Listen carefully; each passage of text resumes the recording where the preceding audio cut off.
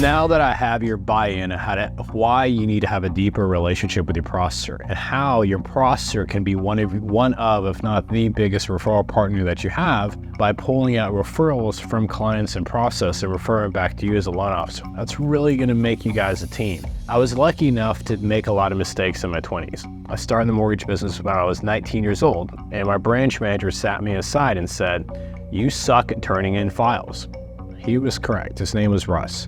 And when I put that man through, he was like mortgage Jesus. It was amazing because he really was exactly what I needed. He was to the point, he was direct, he really understood how to speak to me, which was awesome because I needed to mature. A loan officer in the early 20s doesn't really understand why maturity of file quality is really important. And if you're a loan officer in your early 20s, please understand file quality is more important than file origination. File quality is more important than file origination. The more quality files that you bring in, the more that you actually close and actually get paid, and your team loves you. He reached out to me, it was over Thanksgiving, and said, "Hey, you got last ditch effort. Every processor that I've put you with is threatening to quit, Wally. So this is the last ditch effort. I'm putting you with a processor named Rosa." It was the most senior processor. And man, she was a tough cookie. What was awesome about Rosa is she's exactly what I needed. I needed someone to crack the whip, and she was definitely willing to crack the whip. I think she probably got a lot more enjoyment out of it than really needed. But one thing I learned from her is the 110% rule. The 110% rule is where a loan officer has a checklist for what quality and what guidelines that they pulled to be able to submit a file quality, but then also what is the steps that the processor takes and try to do 10% of that. So when I'd bring a file to them and say, "Hey, here is my checklist of what you've asked me to do," boom, boom, boom, boom, I calculated income, I looked at the credit report for judgments, for either bankruptcies or late payments, I looked at the bank statements and I don't see any large deposits and the funds have been sourced this season. All the little things that a loan officer misses, she made me a checklist. What was great about that is I had a clear understanding what my expectations are and what her expectations are, the processor's expectations. So as I checked things off, she saw that I cared about my quality, which actually showed her that I cared about the relationship. As we both had a checklist, the 110% rule is I have to do 100% of my job. And I want to, not that I have to, I want to do 10% of the processor's job. So that could be what? Gathering who the HR director is, the contact information for the HR if there has to be a verification employment done. If they are less than 1 year on the job, or if the previous employment, getting specific HR contact information for the previous HR department. That could be things that you're doing that you think the processor should be doing, which you're probably correct.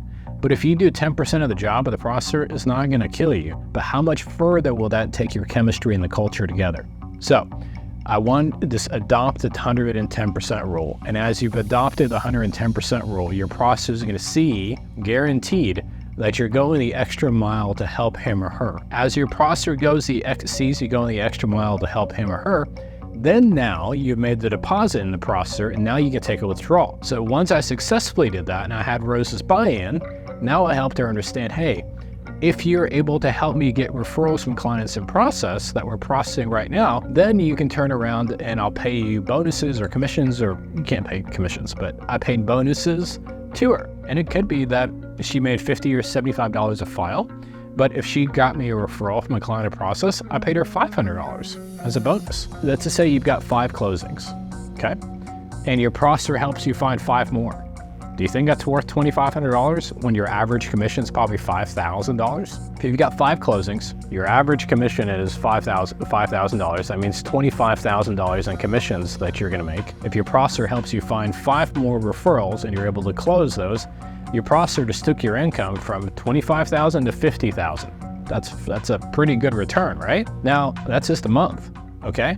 So if you bonus your processor $500 for every referral that she's able to pull out, she or he are able to pull out of your client's process, now you just gave her a $2,500 bonus while you're able to make $50,000. I don't know about you, but if someone can make me $25,000, I'm happy to pay them $2,500.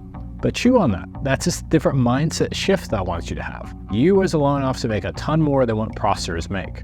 But if you want to have a processor that is like this and has your back with the borrowers and just wants to save you time, pay them for upside by pulling referrals from clients in process, and what you'll see is the culture that you guys create is a great teammate culture that they're going to fight for you just like you fight for them. One thing that I got lucky on, it was completely unexpected, is I was always the one that had to deliver the bad news to the borrowers. As Rosa, my processor, became more in relationship with my borrowers because she wanted to be able to ask for referrals, she had the more confidence when a bad news happened on hey, this loan's not gonna work, or you've got to put more money down, or you've got to pay off this car loan. Before, she used to bring that back to me and I had to go have the tough conversations. Now, what did she do?